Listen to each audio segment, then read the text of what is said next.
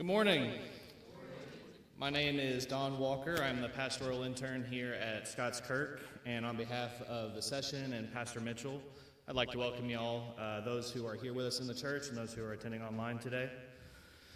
Before I get into the announcements, I just wanted to say a personal thank you to everyone who helped make this conference happen this past weekend. I was very thankful for Dr. Evans' diligence in speaking for many sessions over a short period of time. I think he did an excellent job. But I also want to thank those who were cooking and moving tables and chairs. I think a lot of times when people think of conferences or when they think of Christian education, they think of these big, grand things. They think of the names that everyone knows. But it's important for the local church to do these things as well, and for us to be able to reach out to our communities, for us to be able to have times of learning together. So thank you for everyone who was involved in that. Just a couple of announcements. The ladies' Bible study is canceled for the next 2 weeks and will resume on June 2nd. And then also on June 21st, we will have our next men's breakfast. If you have not been to one, you are missing out. So I highly encourage you to come if you have the time. Tristan Leidy, who raised his hand over there, he is the point of contact for that. So if you have any interest or you have any questions, please reach out to Tristan. Now if y'all will please take a moment and prepare your hearts for worship. As in your bulletin you read Galatians chapter 5, verses 13 through 15.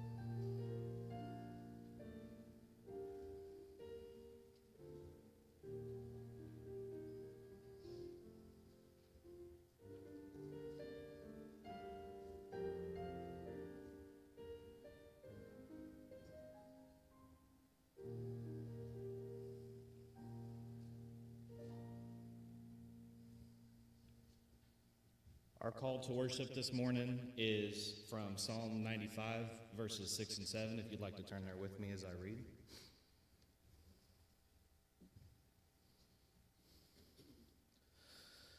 O come, let us worship and bow down. Let us kneel before the Lord our Maker, for he is our God, and we are the people of his pasture and the sheep of his hand. Now, if y'all will please stand and worship the Lord with me as we sing, O Love of God, How Strong and True, from Trinity Hymnal number 81.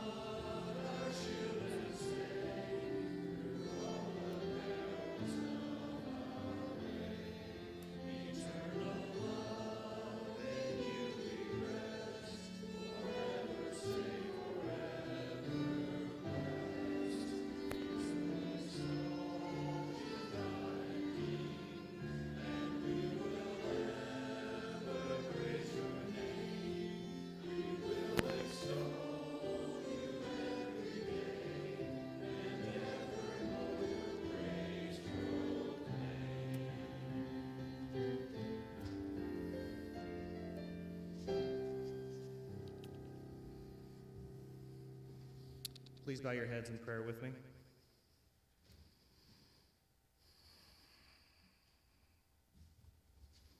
Heavenly Father, you are our rock of refuge. You are our strong fortress of salvation. Steadfast you are, faithful you are. Almighty Father, you alone are our God. From you we came in the beginning, and to you we return in the end. Receive us, O Father, in the name of your Son. It is in him that we come to you, in his offering up of his Spirit, that Holy Spirit that is both his and yours. In Christ's sacrifice alone we come to you. Receive us to yourself, O Father. Into your hands we put ourselves, and in our worship and in our work. We pray all this in the name of Jesus Christ, who taught his disciples to pray. Our Father, who art in heaven, hallowed be thy name. Thy kingdom come, thy will be done, on earth as it is in heaven. Give us this day our daily bread, and forgive us our debts as we forgive our debtors. And lead us not into temptation, but deliver us from evil. For thine is the kingdom, and the power, and the glory forever. Amen. Please be seated.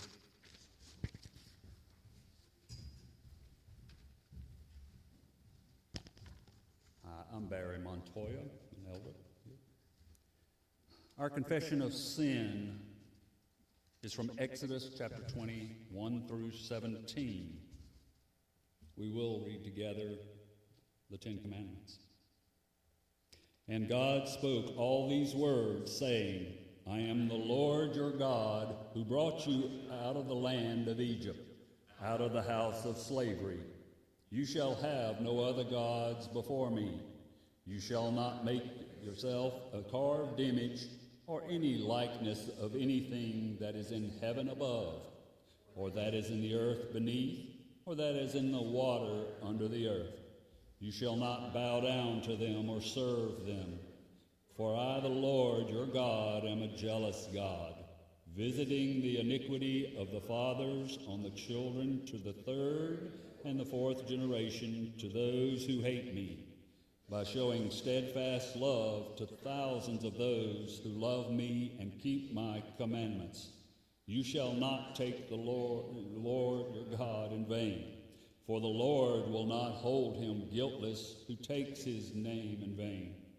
Remember the Sabbath day to keep it holy. 6 days you shall labor and do all your work, but the seventh day is a Sabbath to the Lord your God. On it you shall not do any work, you, your son, or your daughter, your male servant, or your female servant, or your livestock, or the sojourner who is in your gates.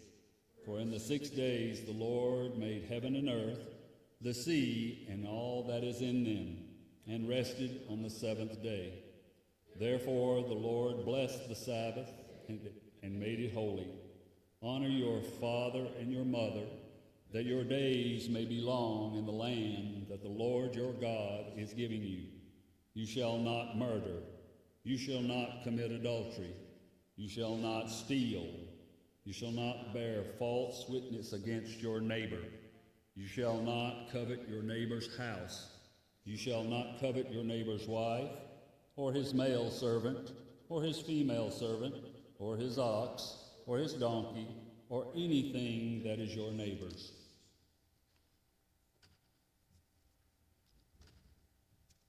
Man has found it very difficult to follow those commandments, and we all do, and we need to bring our confession of sin silently now.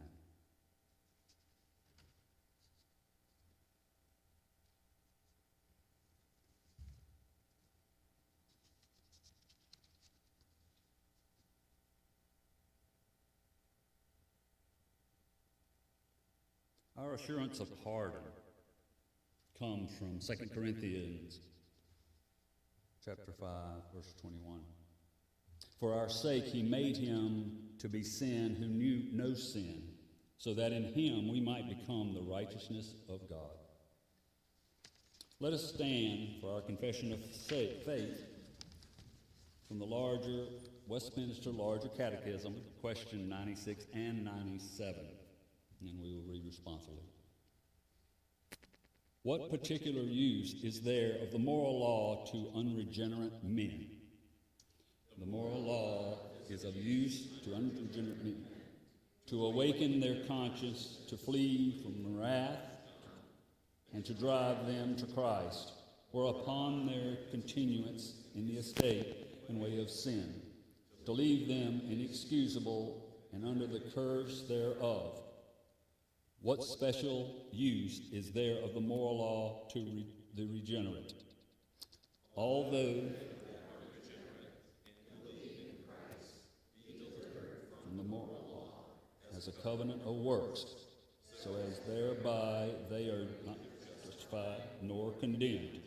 Yet, beside the general uses thereof, common to them with all men, it is of special use to show them how much they are bound to Christ for his fulfilling it, and enduring the curse thereof in their stead and for their good, and thereby to provoke them to more thankfulness, and to express the same in their greater care, to conform themselves thereunto as a rule of their obedience.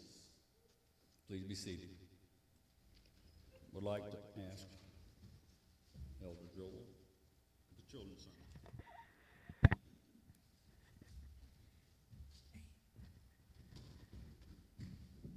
All right. You know what time it is. It's time to figure out how good our vocabulary is. Today in the reading, there's going to be a word, and we say it every week, but debt. What is debt?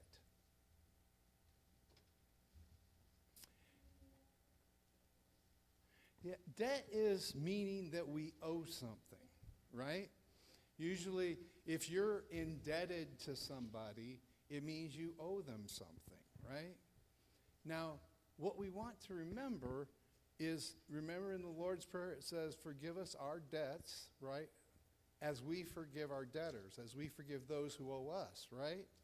So it's one of those that part of what we're called to as Christians is to not owe people things, but also to forgive them or to do for them if they owe us things, right? We're not supposed to hold it against them. Paul's going to talk about love, and love is showing that you love your neighbor as yourself, right? So you treat your neighbor as you want to be treated, not as you think they deserve to be treated, right? Because what would have happened to us if God treated us as we deserve to be treated? We would be all condemned to death. It's only because God loves us enough, he sent Christ, and because Christ paid the sin debt for us and rose again, we have this unique gift from God, and we need to make sure we show it to everybody else around us. Let's pray. Dear Heavenly Father, we do thank you for the great gift of your Son. We pray that you would remind us of that gift as we go through this world. Remind us to treat others not as they deserve to be treated, because you didn't treat us that way, but to treat others as you treat us, to love them as fellow creatures made in God's image. In Jesus' name we pray. Amen.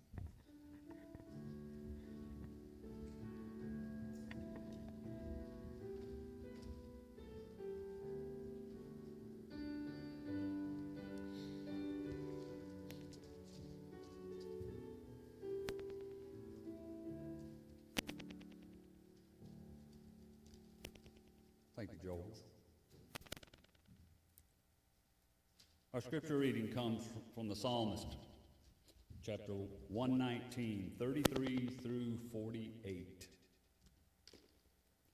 Teach me, O Lord, the way of your statutes, and I will keep it to the end. Give me understanding that I may keep your law and observe it with my whole heart. Lead me in the path of your commandments, for I delight in it. Incline my heart to your testimonies and not to selfish gain. Turn my eyes from looking at worthless things and give me life in your ways. Confirm to your servant your promise that you may be feared. Turn away the reproach that I dread, for your rules are good. Behold, I long for your precepts. In your righteousness give me life. Let your steadfast love come to me, O Lord, your salvation according to your promise. Then shall I have an answer for him who taunts me, for I trust in your word. And take not the word of truth utterly out of my mouth, for my hope is in your rules. I will keep your law continually forever and ever, and I shall walk in a wide space, for I have sought your precepts. I will also speak of your testimonies before kings, and shall not be put to shame, for I find my delight in your commandments, which I love.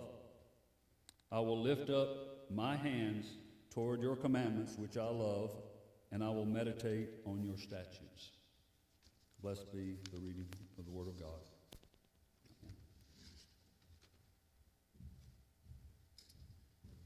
And let us go before our gracious Lord once again in prayer.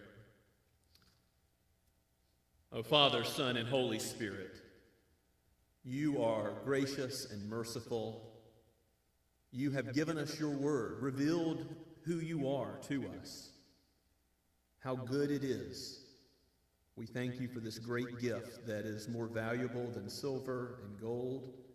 Help us to treasure it for what it is and what it tells us about ourselves and the way of salvation and all that we need in your whole counsel. May we depend on your word as we need it far more than we need daily bread. We must depend and fear you above all things. Help us to rely not on our own wisdom, but your wisdom. Give us strength, Lord, to, by your grace, live a life that delights in your word, that loves you and loves your word, and thereby we are able to love others. Help us not to be focused on ourselves, focused on things that are worthless, idols, things that are passing away of this life that moth and rust will destroy. But let us store up treasure in heaven, as you have loved us with a love that we cannot repay in Christ, who gave himself as a sacrifice for our sin and lived the life of righteousness that we have failed to live. He was a covenant keeper for our sake. So may we be those who keep your word out of thanksgiving and love others, so that the world would see that we are able to give of ourselves because you have given to us so much. Help us, Lord, even as we pray, not to be focused first on ourselves, but on the things that would expand your kingdom. We think of your word going out to the ends of the earth, to every nation, tongue, and tribe. We pray that you bless the proclamation of your word, yes, here, but to the ends of the earth, and churches that proclaim the truth the world over. We do thank you for our brothers and sisters in the ARP, for other Reformed denominations, for other evangelical denominations, those who honor the Scriptures and honor Christ. We thank you for those in our own community here in Somerville, and whatever denomination they may be, may the truth be proclaimed. May your people receive it, and may they practice it to the glory of your name. We thank you, Father, that you have called some to go and to leave earthly comforts, to go to the mission field, and we continue to lift up a request that you would raise up such from our midst, that you would aid us in short-term missions that would lead to longer-term missions. We praise you, Father, for Alex Patet, who leads World Witness, and we pray in his time of sabbatical rest and refreshment would be his, and that you would aid him in leading us as a denomination into the future, that you would help him come alongside all of the missionaries in this denomination as we go to places like Pakistan and Spain and throughout Europe, and open new fields and open old fields like Mexico again. Lord, we lift up the Van Dalens in Lithuania. We pray for their ministry there.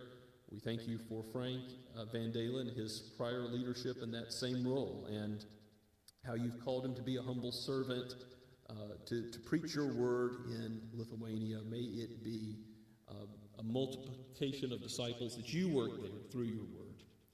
Father, as we lift up others, we also lift up our brothers and sisters at Shem Creek, the elders, the pastor, Ben Carver there, his wife Emily.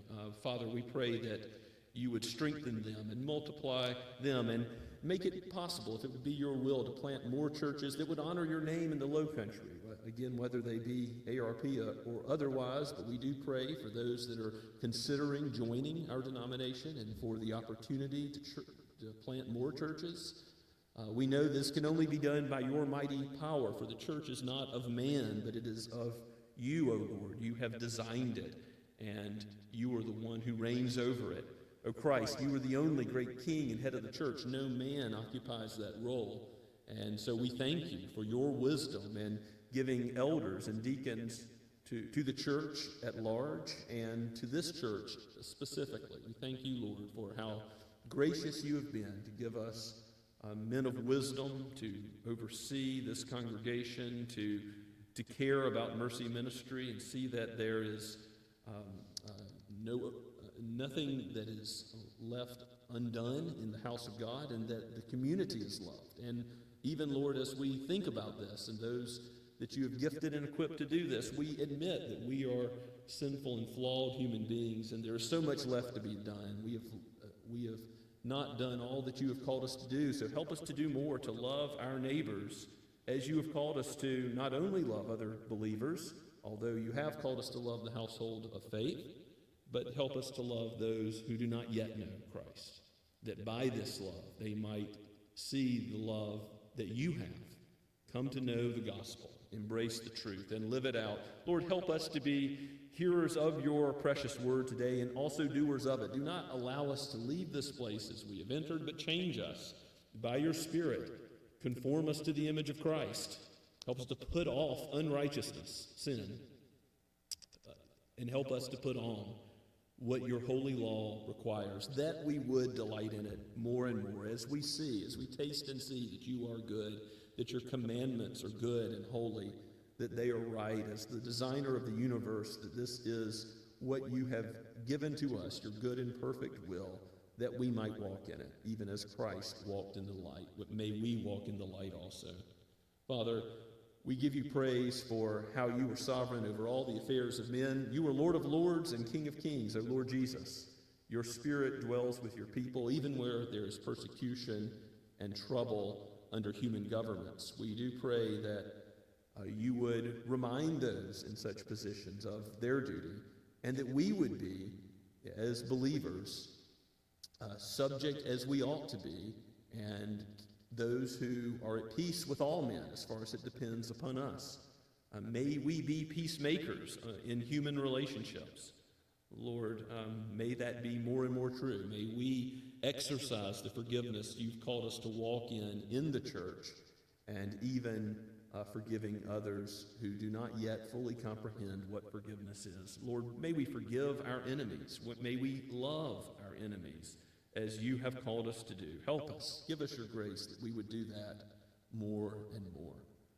Father, we pray for the marriages in this church, for husbands and wives, that in that relationship you would be honored and your name glorified.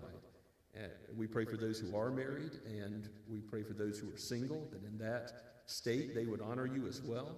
We pray for those who are about to be married. Father, we pray for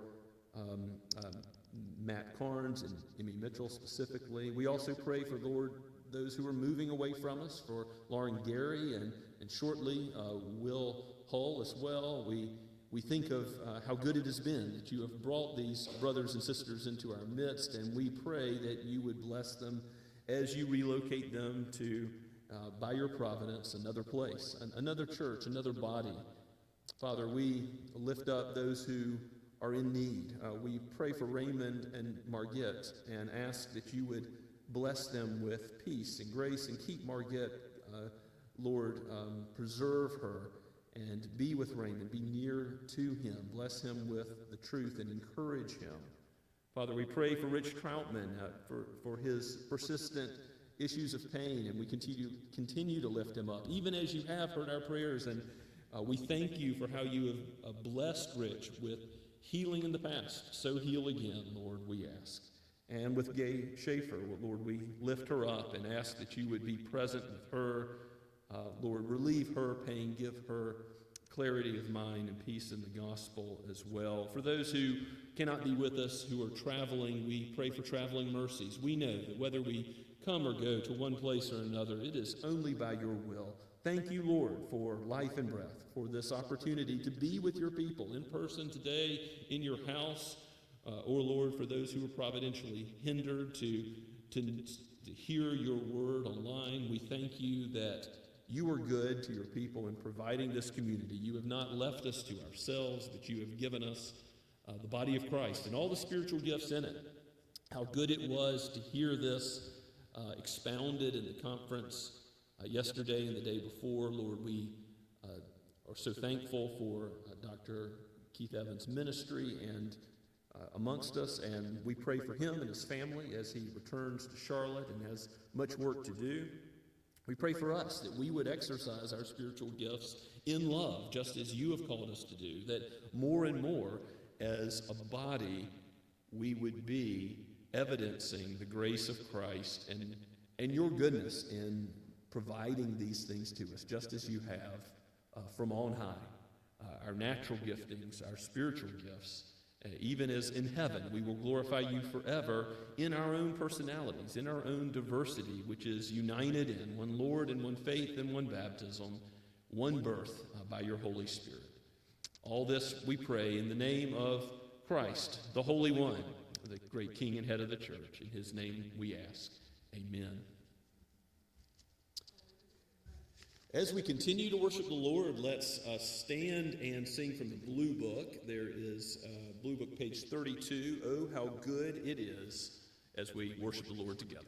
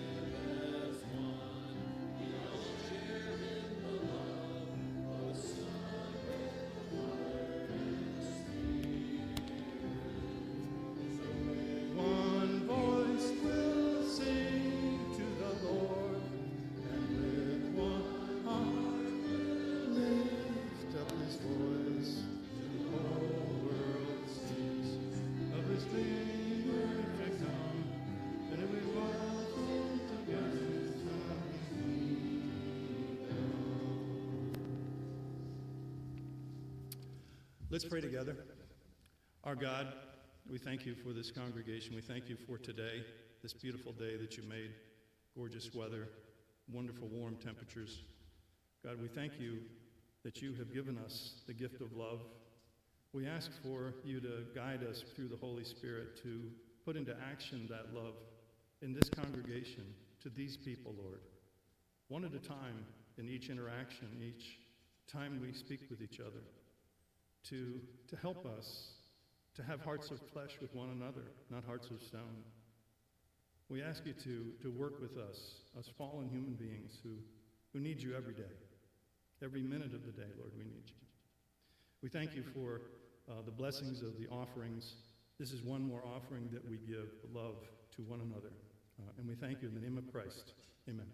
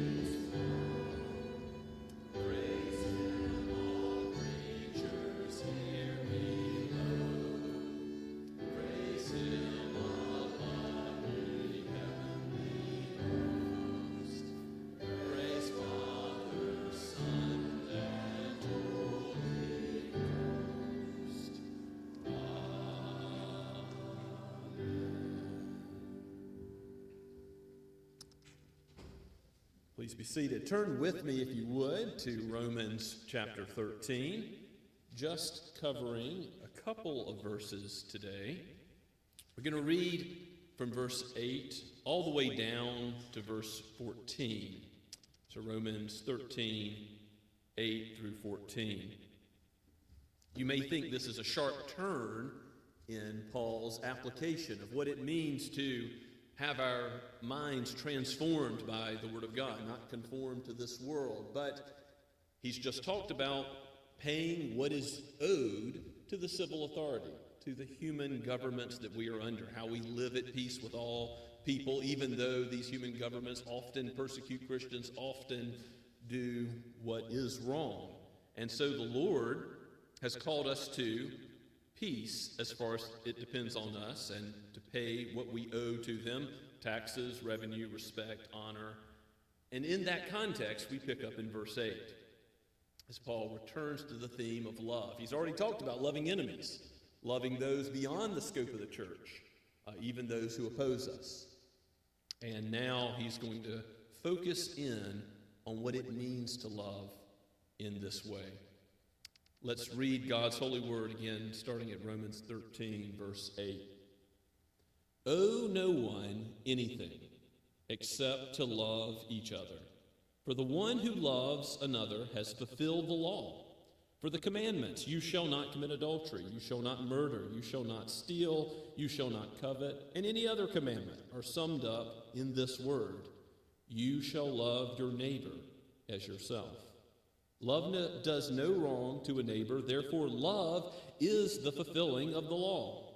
Besides this, you know the time, that the hour has come for you to wake from sleep. For salvation is nearer to us now than when we first believed. The night is far gone, the day is at hand.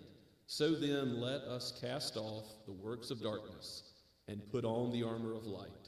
Let us walk properly as in the daytime, not in orgies or drunkenness, not in sexual immorality or sensuality, not in quarreling or jealousy, but put on the Lord Jesus and make no provision for the flesh to gratify its desires. Let's pray together. O Holy Spirit of God, aid us and help us as it is your glorious task to do. You have written this word. You have given it for the church in Rome and for each of us who hear it today. Open our eyes to behold it, and may it sink down into our souls so that we abide by it, so that we see the majesty of it, so that we love it, and so that we live by it. For we pray all this in Jesus' name. Amen. Now, Paul is not saying that you can't have any debts at all in this life. So those of you who have a mortgage or any other sort of debt, that's not what's in view when he says, owe no one anything. And there's a whole host of reasons I could give for that. In the Old Testament, you have specific laws about usury and charitable loans in the Pentateuch that apply to the nation of Israel, but also have application to us today in some teaching ways about what is appropriate for charitable loans and business loans, non-charitable loans. But Jesus himself says in the Sermon on the Mount, do not refuse to lend. Now, if you lend, that's one half of the equation. So if it's okay to lend, it's also by implication okay to borrow. I'll just leave it at that.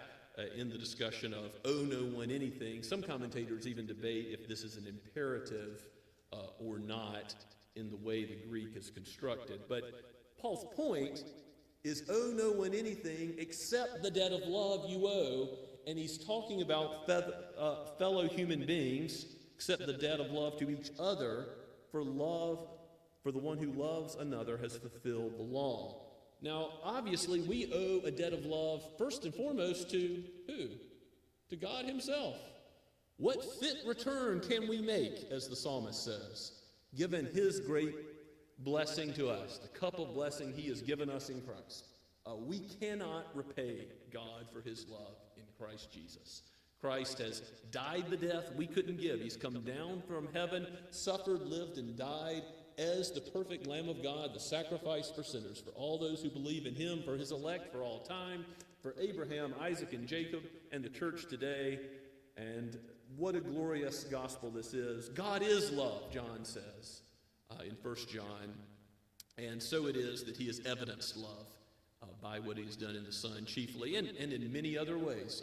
The fact we have life and breath, that we enjoy each day that he has given, the rain, the sunshine, these are good gifts given to all men. God is good to all and evidences his love to all of his creatures. So we do owe a debt to God that we cannot repay, and out of thanksgiving we seek to love him. Paul is going to talk about how the life of obedience to God's commandments is wrapped up, the law is wrapped up in love, summarized in love. And he brings that up in the very first verse, verse 8. He says, the one who loves another has fulfilled the law. But you see, the focus is on the second table of the law. We read all of the 10 commandments this morning, which reminds us God has called us to live by these commandments, but we haven't. So therefore we've confessed our sin, and rightly so. God is holy and we are not. The law shows us our sin and drives us to Christ, as we all must depend on him every day for grace, for forgiveness, and to walk in these commandments according to his will. But Paul emphasizes the second table of the law and lists them off in verse 9. You know the commandments. He lists off, do not commit adultery. Why does he not list off the fifth commandment about obeying father and mother? Well, it has to do with authority. He's just addressed authority in Romans 1 through 7. You shall not murder, you shall not steal, you shall not covet, any other commandment. So again, not a complete list, but they're all summed up, and you shall love your neighbor as yourself, Paul says. And what did Jesus say when he summarized the greatest commandment and the second greatest commandment are to those who asked. He said, the greatest is to love God. The second greatest is to love your neighbor as yourself. To love God with all of your heart, soul, mind, and strength, and to love your neighbor as yourself. That summarizes the Ten Commandments, which themselves are a summary of all of the law of God. There are more commandments in Scripture, but the Ten Commandments are a summary. The first four relating to our duty towards God, the last six relating to our duty towards man. And Paul is highlighting our duty towards man because if you love your neighbor as yourself, what have you done towards God? You've also done what God has required. You are not worshiping an idol, but you are fearing the Lord and worshiping Him and glorifying Him, to use the first commandment for an example. So if you're loving your neighbor truly as God has laid out for us in Scripture, it implies you're also keeping the first table of the law. The one who loves has fulfilled the law. Now, if on your anniversary with your wife, those of you who are married, or your spouse, whatever the case may be, if in my case I come home to my wife and I give her a couple dozen roses and say, honey, I've just done my duty here, that's all. The gift probably wouldn't be received in the best possible way. Just doing our duty by the law is not all the Scripture has in view for the Christian life, is it? No, we're to live out of thanksgiving and indeed do what the psalmist says again and again in Psalm 119. I didn't have Elder Montoya read the entire psalm, but it's the longest single chapter in the Bible. And over again, the theme of the psalm is how good God's word is, how helpful it is, how wonderful it is, because God is the designer of the universe, has given it to us for our good, and He delights in it. So it is our duty and our delight. That's how God has intended it. Now, I know, due to sin, that we all struggle at times with doing what God has required us to do. Sometimes it's difficult to come to worship. Sometimes it's difficult to interact with another believer, to love an enemy, as Paul's already described in Romans chapter 12. That is definitely difficult. Sometimes it's difficult to pray. Sometimes it is difficult to follow God's will that we know is the right thing to do.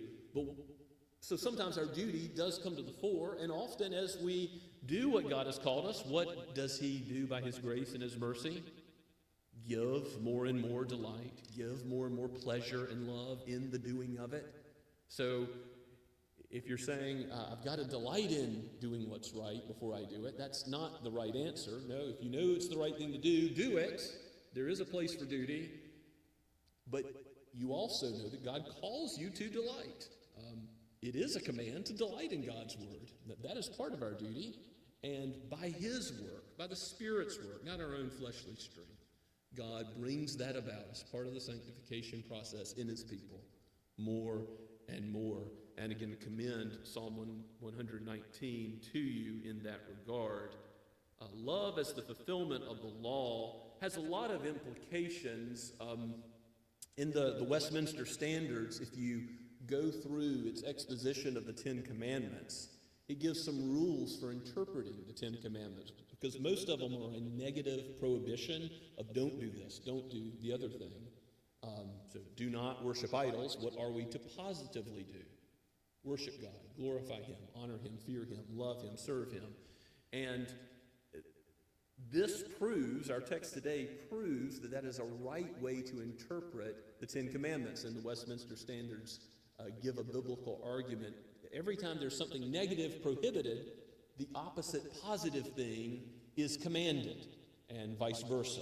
So it goes through all the Ten Commandments, and this is in the larger catechism particularly. I commend this whole section to you. If you want to know more about the law of God, it's a Bible study going through so much of the Scripture and giving you in each commandment what's prohibited and what's commanded. And if you read that section of the Westminster Larger Catechism, you will be convicted of sin. You will see that there are things that God has commanded and prohibited, that you're not doing what's commanded. You are doing things that are prohibited. You need to ask forgiveness of sins. But it's also a guide. It helps you to know, okay, What do the Scriptures call me to do as I live for God and His glory, as I seek to delight more and more in His law? So look at verse 10. Love does no wrong to a neighbor. Therefore, love is the fulfilling of the law. See, love, when you're doing God's commandments, it not only does no harm, but it also fulfills the whole law. It positively does what the law requires. If you go to another one of Paul's epistles to the Galatians, in Galatians chapter 5, you can see where in the fruits of the Spirit discussion at the end of Galatians chapter 5, Paul gives a list of the fruits of the flesh, then lists the fruits of the Spirit, among them love, of course. And in verse 23, he ends the list of the fruits of the Spirit by saying, against such thing there is no law. There's no prohibition against doing what is right and good in accordance with God's own character. So it's not that you're freed from the law. It's not that you are freed from it as we confess in our confession of faith as a covenant of works. It's not the way to be saved by loving people well enough that God will accept you. That's impossible. We cannot do that.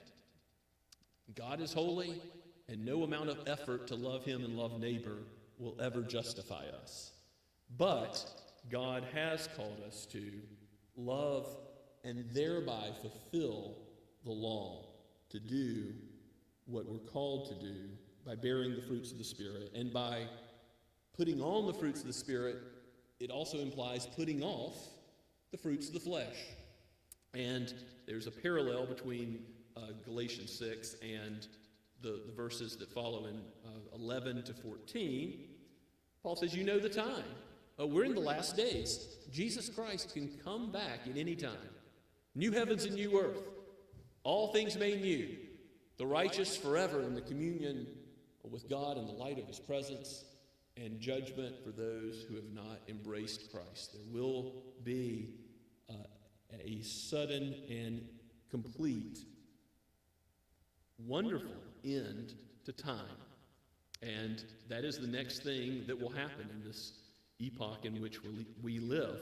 You know the time. We live in the present evil age, and the hour has come to wake from sleep. So what use is the moral law, that is the Ten Commandments, the commandment to love God and neighbor to all men, as we confessed? It calls us to wake up, to know that now is the time to repent, that if you are slumbering, if you haven't trusted in Christ, trust in Him now, while the day of salvation is at hand. The word is being proclaimed to you now. Do not labor any longer under the weight of sin, seeking to earn God's favor, putting off trust in the Lord Jesus. Paul says salvation is nearer to us now than when we first believed. Salvation in the sense of that final consummation. Paul sometimes uses the word salvation to refer to justification when we first know Christ, or sometimes to the whole of salvation. But here I think it is to that final consummation of salvation. Salvation is nearer to us now than when we first believed. The night is far gone, the day is at hand, so let us cast off the work of darkness and put on the armor of light. An interesting reference to the armor, Ephesians 6, and thinking about the war of the Christian life that we still battle with. Our own sinful flesh, the temptations of the world, the evil one, the external influence of the kingdom of darkness upon us. We have the whole armor of God. We have in Christ the access to the throne of grace. We have prayer. We have the sword of the Spirit, and we have prayer by which we may do war with sin. Put on the armor of light, put off the works of darkness, walk properly as those who live in the daytime, not with deeds of the flesh, orgies, drunkenness, sexual immorality, sensuality, not in quarreling or jealousy. So all of those things are anti-love, the opposite of love.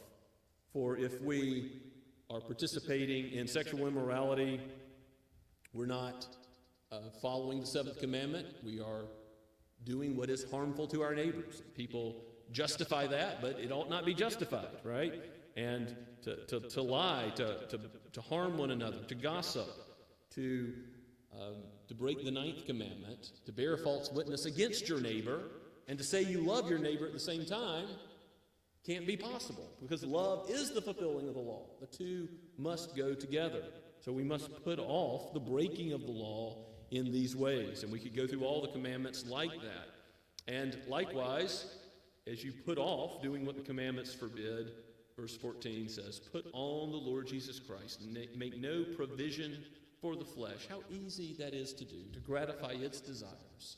To say, I'm going to hold back some area of my life from being sanctified by the Lord. I'm going to coddle some sin that I want to be a part, and yet let God work elsewhere but not here. Oh, may it not be so. Believer, God is wise. He's given his law to you, the creature, because he is so much wiser than you. Fear him, submit to him, love him for that guidance and instruction. And understand that if you go against the grain of reality, you will get splinters. He is the designer of the universe. He knows what is in your best interest. The fifth commandment of honoring father and mother, that's so things go well with you. It's honoring the Lord and not coveting other people's treasure, their situation in life, that will cause you to be content. Godliness with great gain. And ultimately, loving others that we are called to is reflecting God himself. And I do think this is reaching beyond the Christian community. When Paul says to love one another, back in verse 8, loving each other in the church comes to mind with that one another phrase. And there is a priority to the household of faith, as we've seen. But there is a call to love our neighbor as ourselves. Paul is following Jesus, just as he does with the civil magistrate, paying taxes and showing honor as appropriate in that relationship. Paul is following Jesus and what he teaches on loving neighbor. And maybe you can turn with me back to Luke and see what Jesus said about the call to love our neighbor. This is the famous parable of the Good Samaritan, which begins in Luke 10, verse 25. And behold, a lawyer, that is one who's an expert in the law of God, a lawyer stood up to put him to the test, saying, Teacher, what shall I do to inherit eternal life? This sort of has echoes of the rich young ruler, as you'll see. He said to him, What is written in the law? How do you read it? And he answered, You shall love the Lord your God with all your heart and all your soul and all your strength and all your mind, and your neighbor as yourself. And he said to him, You have answered correctly. Do this, and you will live. Keep the whole law, love God perfectly, love neighbor, and you'll live. The same sort of response Jesus gave the rich young ruler, and knowing that that is impossible for sinful man, because he wants to drive the rich young ruler, this lawyer, to himself, to the only one who is good, the only one who's able to fulfill the law. But you see his inner workings of his heart, as Christ knew his heart in verse 29. But he, desiring to justify himself, okay, I know what I'm supposed to do, as he studied the law, as he knows Leviticus 19:18, to love one's neighbor. You see, the Jewish community had often thought of this as only pertaining to other Israelites and not pertaining to those outside of Israel. He says, desiring to justify himself, he said to Jesus, And who is my neighbor? And what does Christ say about loving neighbor? Because remember, Paul in Romans 13 is just following Jesus. Jesus replied, A man was going down from Jerusalem to Jericho, and he fell among robbers. Obviously, Jesus is giving the parable now, who stripped him and beat him and departed, leaving him half dead. Now by chance a priest was going down that road. When he saw him, he passed by on the other side. So likewise a Levite, two that should have been in positions of knowing the truth and seeking to do the truth and seeking to minister to this one who is in great need, to love this one in great need. So likewise a Levite, when he came to the place and saw him, passed by on the other side. But a Samaritan, those who were half-breeds amongst the Jews, as they did not love the Samaritans but hated them. A Samaritan, as he journeyed, came to where he was, and when he saw him, he had compassion. He went to him and bound up his wounds, pouring on oil and wine, and then he set him on his own animal and brought him to an inn and took care of him. And the next day he took out 2 denarii and gave him to the innkeeper, saying, take care of him, and whatever more you spend I will repay you when I come back.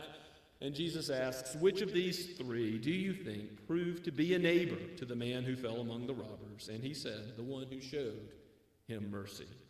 Jesus said, you go and do likewise. Be like the good guy in the parable, the Samaritan. You be like him.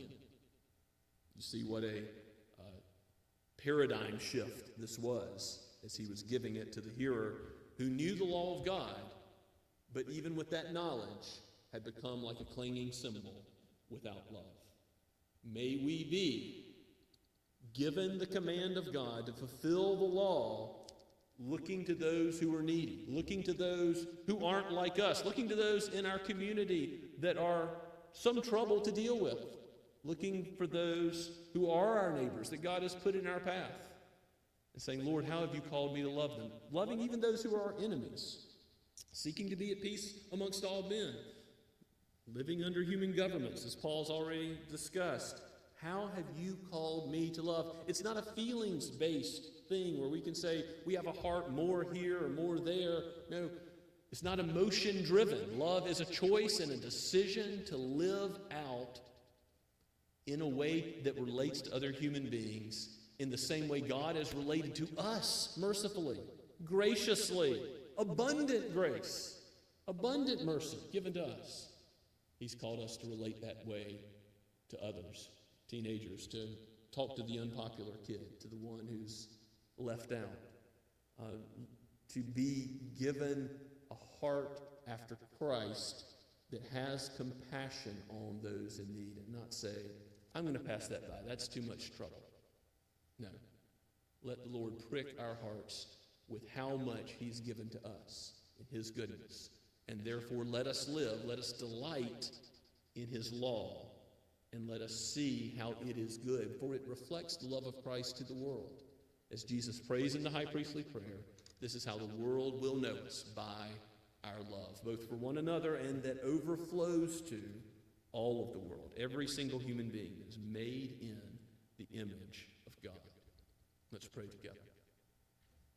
Father, we give you praise that you are sovereign, that you have given us many opportunities in this connected world to love others. Often this is difficult. Often we look first to our own needs and secondly to the needs of others. Help us to reverse that, even as you, O Lord Jesus, did not consider yourself, but considered our need, and you laid down your life for your sheep. Help us. Give us grace to love those that you have called us to love. And we know that is in your church. Give us grace in your church to love one another. And we know that that extends beyond the boundaries of your people. Give us grace that you would sovereignly work by your Spirit to bring in all those who are your elect. For you are doing the work, Lord. You are using your word, and you are calling a community to exist, bringing them out of darkness and into your marvelous light. May we walk not in the darkness, but may we walk as you've intended in the light of the Lord Jesus. May we love you and be a blessing to others as we love them. Help us, we pray. In Christ's name, amen. As we respond to God's word, let us stand and sing from the Trinity hymnal once more, number 355, We Are God's People.